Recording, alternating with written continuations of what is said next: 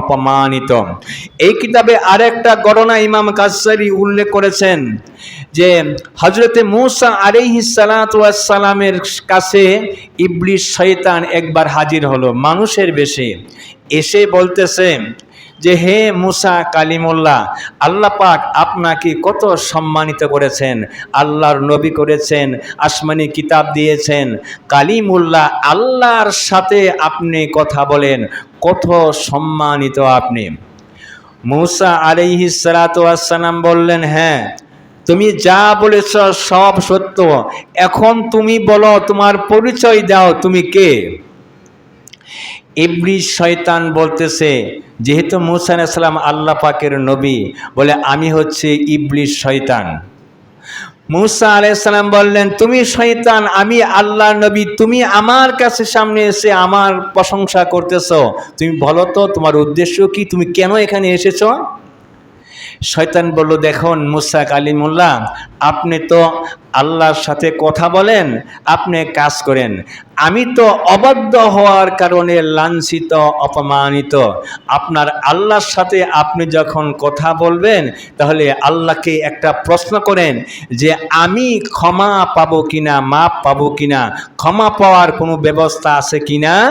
আপনি আল্লাহর কাছে এই প্রশ্নটা আপনার কাছে রাখেন। হযরতে মূসা আলাইহিস সালাতু ওয়াস সালাম আল্লাহ রাব্বুল আলামিন কে এবার ঢাক দিলেন, ইয়া রাব, হে আমার মানিব, ইবলিস শয়তান আমার কাছে এসেছে, আমার কাছে একটা প্রস্তাব দিয়েছে। প্রভু গো, ইবলিস শয়তান তওবা করতে চায়, ইস্তেগফার করতে চায়, ক্ষমা পেতে চায়, তাকে ক্ষমা করার কোনো ব্যবস্থা আছে কিনা?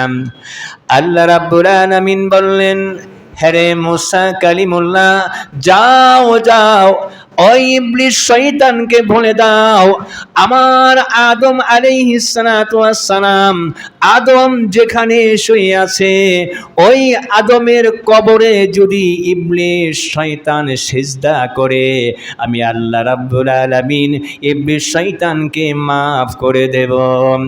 হযরতে মূসা কালিমুল্লাহ এবার ইবলিস শয়তানকে বলল, হে রে শয়তান, আল্লাহ রাব্বুল আলামিন বলেছে তুমি যদি আদম আলাইহিস সালাতু ওয়াস সালামের কবরে যদি তাকে সিজদা করো, আমার আল্লাহ তোমাকে মাফ করে দিবে, ক্ষমা করে দিবে।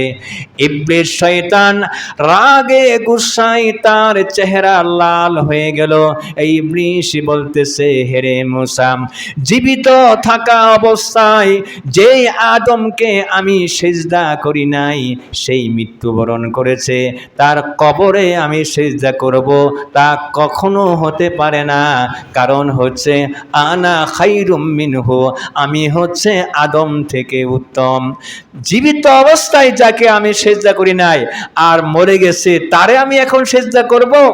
এই অহংকারের কারণে সে লাঞ্ছিত হলো, অপমানিত হলো। রাসূল আকরাম সাল্লাল্লাহু আলাইহি সাল্লাম আমাদেরকে এটাই বুঝাচ্ছেন, অহংকার থেকে তুমি দূরে থাকো, বিনয়ী হও, নম্র হও, মুমিন হও, তাহলেই তুমি যত অপরাধী করো না কেন, যদি আল্লাহর কাছে ক্ষমা চাও, আল্লাহ রাব্বুল আলামিন মাফ করে দিবেন, ক্ষমা করে দিবেন। শয়তানের ওয়াসওয়াস থেকে, প্ররোচনা থেকে আল্লাহ রাব্বুল আলামিন যাতে আমাদেরকে হেফাজত করেন, আমরা যেন নবীর আশেক হয়ে দুনিয়া থেকে বিদায় নিতে পারি, হাসরের মাঠে শাফায়াতের অধিকারী হতে পারি। আল্লাহ রাব্বুল আলামিন আমাদের সকলকে সে তৌফিক দান করুন। সকলে বলছি আমিন। ওয়া আখির দাওয়ানা ওয়া মা আলাইনা ইল্লাল বালাগ। যারা সুন্নাত পড়েন না এখন পড়ে নিন।